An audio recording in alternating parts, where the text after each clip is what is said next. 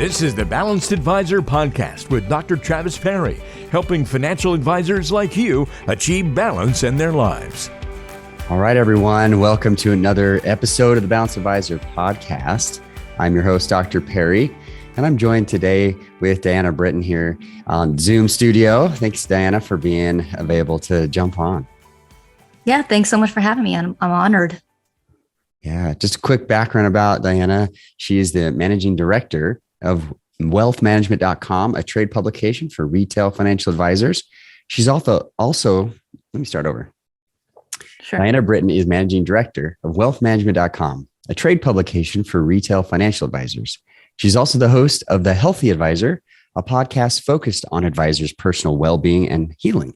Diana holds a master's degree in journalism from New York University, and she's a native of Los Angeles. She now lives in Long Island with her husband and 2 kids. Welcome again, and we're so grateful to have you here. Tell us a little bit about how you got into this industry and how you got into the trade publication side. Yeah. So, like you said, I went to journalism school in New York City, from LA originally. And so moving to New York was pretty exciting. Great place to learn journalism. And got a master's in journalism from NYU. And after I graduated from NYU, I was, living in this small apartment with a roommate on the Upper East Side, and had to pay my rent somehow. And so, the first full-time salary job I got was at Institutional Investor, which is in their newsletter division, not at the magazine, but I was covering defined benefit pension plans for their newsletter division. Very exciting stuff. And I mean, that place was very much a boot camp for financial journalists. So many of the folks that worked there are now at Bloomberg, Wall Street Journal, Dow Jones, Reuters, Barron's. And that's also where I met my husband. Actually, we used to sit 10 feet away from each other.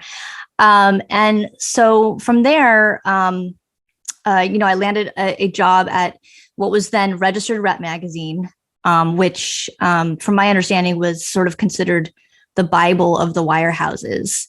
And, this was about a decade ago. And obviously, the industry has really evolved a lot since then. And so has our publication, with the industry. We rebranded to wealthmanagement.com. The print publication is now Wealth Management, which is really where the industry was going and where our coverage lied. We're not, solely focused on the wirehouses. We're covering the broad industry, retail financial advisors. And so I'm the managing editor, responsible for writing, reporting, editing, host of other things, do magazine production, help with events, and also hosting my podcast, of course. So yeah, that's me. Love that. Yeah, you've made some changes, and you've gone with the industry as it's evolved, right? And agents and now reps become wealth managers. You guys are following that trend. That's fantastic. You're breath of fresh air to the other side of a lot of advisors I have on. They're deeply entrenched in the industry, or even some who are advisors to these advisors. And so you have a much different view of the industry. I think it's, great to have you, and what your podcast stands for, we'll get into a little bit later, is phenomenal. But let's start first with where we start with everyone else, talking about definition of balance. Like, you're married, you have children, you're a full-time, journalist. What is your definition of balance?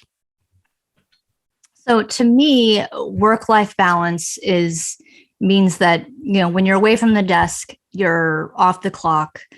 You aren't constantly checking emails, answering phone calls when, you're with your family and doing other things. Sort of separate yourself physically and mentally from work, so that you can focus on other aspects of your life, whether that's family, yourself, hobbies, exercise, whatever it is. And I think that's not to say I'm great at it. I mean, I think I don't know that it's something that you get to and that's it. I think it goes in cycles. Sometimes you have to reset and kind of get back to a place where balance is more equal.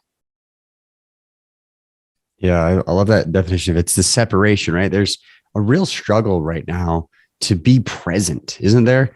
There's a constant asking for our attention. And, I even just saw a comment today on social media before we jumped on about, your emails are constantly to-do lists of other people trying to have you do stuff, right? It's this interesting tug of war of emails, social media, text messaging, phone calls, all these things that are happening. Yet, you're saying the struggle is real, right? And you've got to reset. There's times where it kind of goes in cycles. So talk to us a little bit about that. What do you think as a journalist in this industry, what are your biggest issues personally for trying to achieve this balance or stay in balance? Yeah. So I find that, it's hard to divorce yourself from work, like you were talking about just now. I mean, especially if you're going straight from work to home. And I know that that's happened to me during the pandemic. I started working from home full time. And, I used to have an hour and a half commute, train ride after work. And that kind of allowed me to decompress a little bit and shift mentally into family mode or, home mode or whatever. But now I go, I walk up the stairs and I'm straight in it. But I mean, in many ways, I think that shift to working from home has helped me a lot personally, to achieve a better work-life balance because I cut out that commuting time and, I have more time to spend with my kids. I'm there for them in the morning, getting them ready for school. I have a 3-year-old and a 6-year-old. And so I think I also just have more flexibility to get my job done during the hours that best suit me. And more flexibility to be there for my kids if they need me. If I get a call from the school nurse and my son's sick and I have to run over, it's a 5-minute drive. It's not an hour and a half commute to go pick him up. And then I can still finish my workday from home. I will say in general, I think as journalists and media professionals, our industry really struggles with the work-life balance. And I mean, that's, maybe advisors can relate to it, but I mean, this industry is very deadline oriented. News never stops. It's a 24 hours a day, 7 days a week cycle. And, it's very much a, got to get the story, got to pull all-nighters if we have to kind of culture. And, many of us love that. We thrive on that. But, I mean, even after hours, many journalists are out with sources, going for drinks, trying to get information. When I was in my 20s and I didn't have kids, that kind of was the norm. And I was, I would be crashing hedge funds, Christmas parties and, being at the bar, doing shots with the heads of business development, trying to get juicy gossip. And that lifestyle for me, at least, is long gone. I'm not sure. I can't hack that anymore. What are you talking about? But I mean, obviously, having kids changed my perspective a lot on work and life and family, became much more important to me. So I dialed back on that type of stuff. I think I'm much better now about not working long hours and incorporating, mental breaks into the day as well. I mean, it's not just sort of like, 9 to 5, but it's, taking a walk around the block if I need to, or, taking a bike ride in the middle of the workday. And I try to do a lot more standing while I'm working. Some that just helps me physically and mentally, and with balance. When I work, try to get as much natural light as possible. It's kind of hard because I'm in my basement. You could probably tell it's a little bit dark, but those are just some of the struggles, I guess, that I've had and journalists in general. Yeah, this is fascinating. I know that work-life balance is not just a thing for advisors, and people ask me, why did you just write the book for advisors then? Like, well, these are principles that work for everyone because I know advisors so well, and I saw the huge need. That's why we did that. But it's apparent many industries, like I've talked to attorneys, real estate agents, journalists, like this is a struggle. Like you said, like it's a difficulty to divorce yourself, so to say, from the work and really separate. But we know we need it. I had on podcast here just last week that published with Jason Schulte and Taylor Schulte. Taylor was, explained to us that he actually used to like that ride home because it allowed him to separate. And, what does he do now? And so knowing that you just got to go upstairs from your basement apartment, or basement room, which does not look like a basement, by the way, the lighting looks great. Like I couldn't tell. I was actually wondering, like, where is this? Like, this is great. The fact that you go upstairs and now, boom, now the separation is gone and you're there. That's a reality. I've worked from home for a very long time. I totally get it. And, where you're trying to be there and be present for your children, that's huge. Because I tell there's a shift, right? A shift in the way that you've done work and a shift in your lifestyle, going out all night, trying to get sources and things, to having a family. Now, I want to focus on this change because I think, this is really good to bring this up. We just assume, oh yeah, having family, that and now I'm a family man. I'm a family woman. Like, okay, so talk to me about that. What actually did change when you started having children and you have this career? How did that actually change you? Yeah, well, the biggest change for me was time management. And, when I didn't have kids, I feel like I had all the time in the world, because outside of work hours, I could do whatever I wanted to. I could, take care of myself, and I could work long hours because there were no responsibilities except to my husband, But once I had kids, the hours that I was at work were much more productive than before, just because I knew I had limited time. I was just much more focused. And I don't know, when you become a mother, and maybe, when you become a father as well, you learn to multitask in ways that I never knew I could.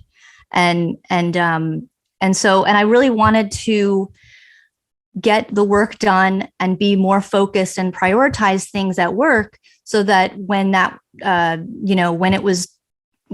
got home and I had that hour with my son before he had to go to bed, I could enjoy that hour and really be with him, and know that, my work, I got my work done. And so it just made me much more productive, more and better at managing my time, if that makes sense. 100%.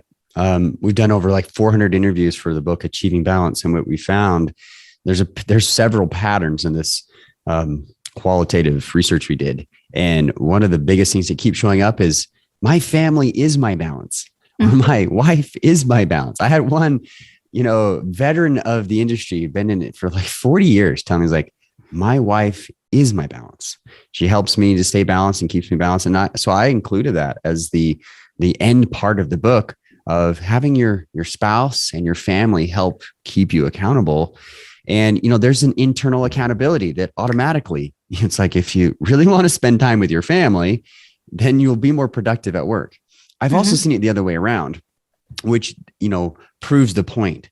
And that is, if I don't have a good relationship with my family, I'm going to find every reason to stay at work. Does that make sense? Yeah. So I've seen that, and I've seen that with other advisors in this industry who really, workaholism is an actual thing, right? Where they are really struggling with it. So let's actually shift this to talking about advisors. You meet with advisors all the time. You get the juicy details. You're in their lives. You know what they're struggling with.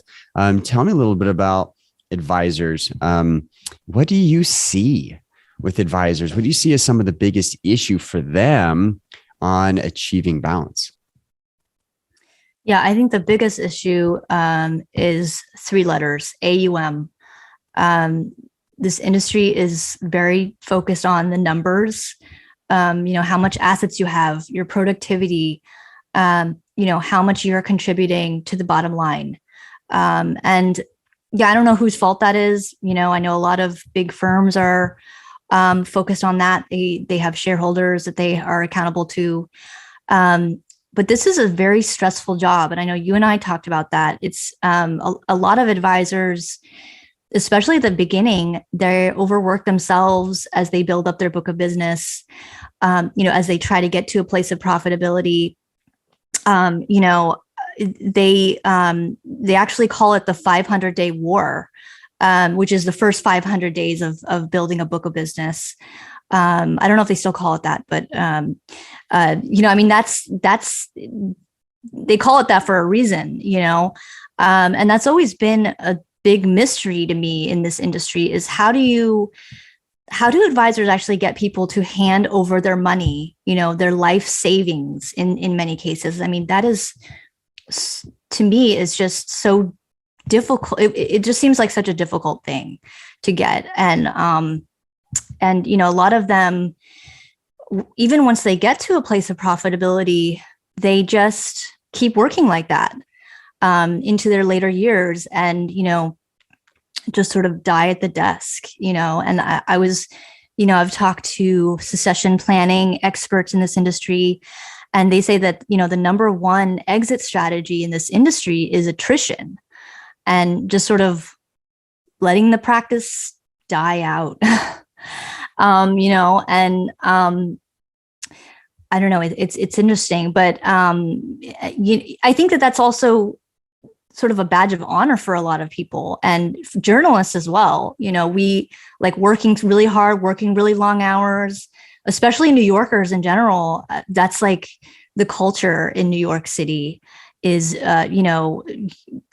it's 6 o'clock, we're still at the desk, 7 o'clock, whatever. And my husband's in compliance and he hears stories about guys, in their 50s and 60s having like a heart attack at work and others having nervous breakdowns. I have some stats here on, stress levels in this industry.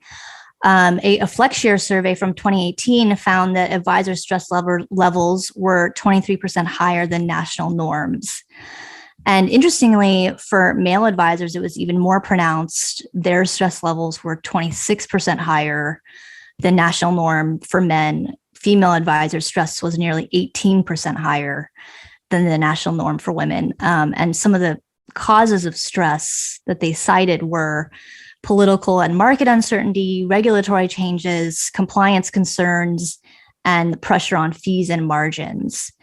And I mean, talk about political market uncertainty. I mean, that right now is, going through a lot there.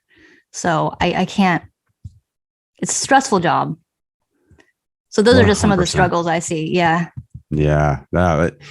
So you hit on some big nerves. 500-day war. I've actually never heard it called that. So not sure why, but it's always been like the 5-year rule. Like if you can make it past 5 years, you're going to do it. It's like, if I could just get in for 5 years and build a business. It's interesting. The 500-day war. That's a little bit shorter than the 5 years, but it is, maybe if that's business days, I don't know if that's how it's calculated, but it's still the same concept. And I've actually asked advisors, hey, after the first 5 years, when you were asked to work 70 hours a week, did you cut back or did you just keep going? And the problem that I find is this industry creates workaholics. This industry creates stress maniacs because of the pressure that's given them at the very first. If instead the industry itself, I believe, would say, we're going to change the whole culture about the industry. We're going to bring you in and balance, work-life balance is going to be one of the top priorities.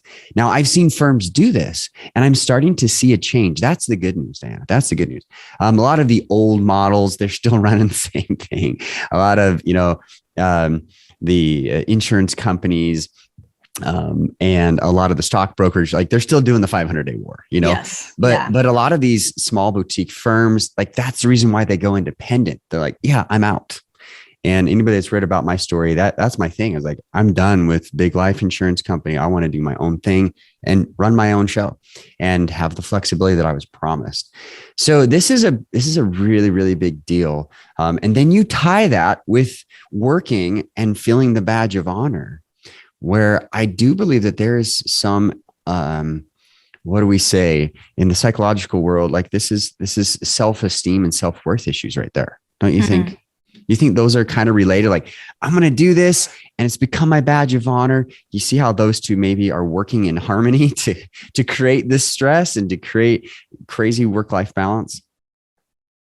Yeah. I mean, I can definitely see that in my industry. If I can just get that story, that byline, get my name out there, then that means something to me. Or that means something to my social status or whatever it is. Absolutely.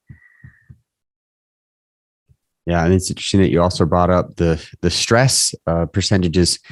The very first part of my book, I talk about the workaholic trap and how it's really all built in stress, right? It's built in this badge of honor that creates more stress. Yet what you just told me previously about how you're dealing with balance is exactly the issue. Like if they would spend more time at home, spend more time with family, spend more time working out, eating right, doing the things they know they should do outside of work, they're actually more productive at work.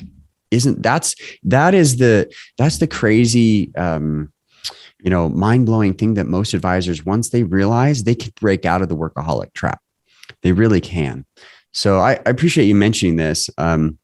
And having you've got a podcast where you're interviewing advisors, you're interviewing others. I was able to be interviewed for that podcast. And it was such a great opportunity. Like you're used to doing the interviewing.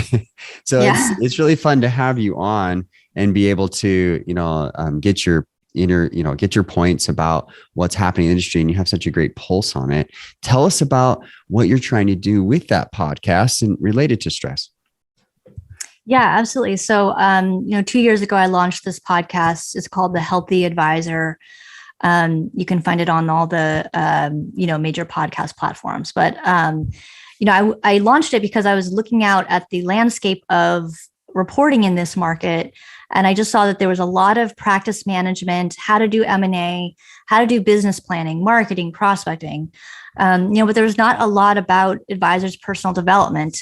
Their personal stories and the daily struggles that they go through, which is a lot of the work that you're doing, which is great.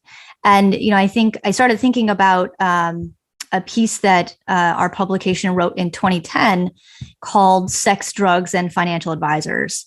And it was a Q&A with Dr. Alden Cass, who's a Manhattan-based clinical psychologist and a performance coach, but he specializes in treating financial advisors and helping them improve their on-the-job performance. And so he's kind of like the Maggie Siff, Wendy Rhodes of the wealth management industry, if anyone watches Billions.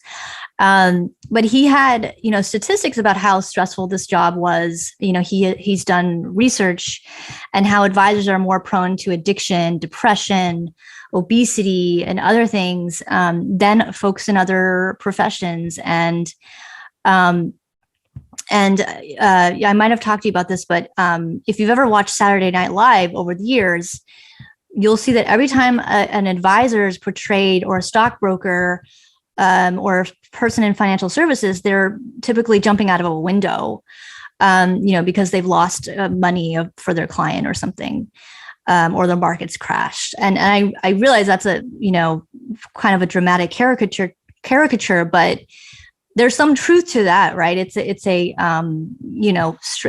like, stressful.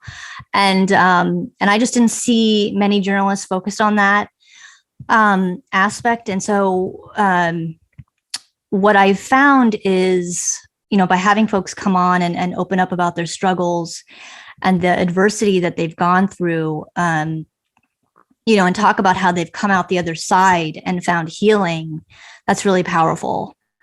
And I think that I hope, I guess, that that's helped a lot of people who have gone through something similar, just given people hope, but also concrete ways to get to a healthier mental state. And, you, Travis, have helped tremendously in that, in just giving, concrete ways and practical ways for advisors to do that. And I think, what I've heard, what I've learned from listening to people's stories is that, we shouldn't just focus on mental health, but also healing, because I think a lot of the things from our past, shape who we are and the work we're doing. And if you can't sort of deal with the issues of the past and get through that, it's very hard to be balanced and to be productive at work. Or that's what I found. But, in a way, advisors are coaches and therapists in their own right, and they're trying to help clients get through difficult times. And if they can get to a place of healing themselves, of mental health, they're much better positioned, right, to help their clients, not just financially, but emotionally too. So that's what the podcast is about. Hopefully, that's my hope. Yeah, I love this. And I'm so grateful you guys reached out to me, because you're the first I've ever seen that's really focused in on, the stress and healing for financial advisors. Obviously, I really focus on the workaholism aspect, right? And that has, that extends into the stress piece, which no surprise there. The research article that you mentioned, which we'll get that link from you and put it in the show notes. Sex, Drugs, and Financial Advisors, right? Great title. Yeah. Yeah. That's no surprise to me that advisors are more prone to addiction, depression, especially when 3 out of 5, FPA did a study in 2014, 3 out of 5 of every financial advisor is a workaholic, or would be considered a workaholic by the DSM-5. They're probably not diagnosed. They probably don't even know it, but they're working more than 55 hours a week. They're struggling with stress. They're bringing that home. They're dealing with their depression by working more. At the beginning of the whole COVID shutdown, I was interviewing lots of advisors for the book, and I was asking them, like, what are you doing? And a lot of advisors were saying, you know what? I used to have a great balance, but because of all this disruption, I'm finding myself struggling and working more. And I was like, ding, ding, ding. Like, that's a huge bell. And if you're finding yourself in that situation right now, advisors, you're listening to this going, gee, I am working more, because there's a difference between a season, right, and in continuity. Like, if you're doing that because of you've got a big project, or you've got to present for a conference, like, that's one thing. And that, or maybe one day of a whole bunch of appointments or interviews and things. But if that is something that you allow yourself to justify and continuing in, that's where the workaholic trap kind of sneaks in. So what you do for advisors is amazing, Diana. I appreciate what a voice you're giving to advisors and focusing on that healing side. Or like, hey, I've made it through, and here's where healing really starts. That's super important. And a lot of advisors, this is the fluffy stuff and yada, yada. Not really. If they can understand that this is all a part of their balance, this is all a part of their health, and their health really is their wealth. If they understand that and they can really come to grips with that, I think they'll find your podcast fascinating. So where do they go to find that? Obviously, we'll have the link in the show notes, but what's the name of the podcast? Yeah, it's called the Healthy Advisor Podcast. You can find it on our website, wealthmanagement.com, but also, on all the major podcast platforms. Wonderful. Wonderful. And if advisors want to reach out to you, if they have a story to tell, should they just reach out to you there, or how can they grab you? Yeah, you can email me at diana.britton@informa.com. That's the best way. Awesome. Yeah, please feel free. Yeah. Well, I appreciate your work, and thank you for being on the show and for all what you do for this industry, and many thanks. Of course. Thank you so much. I'm honored.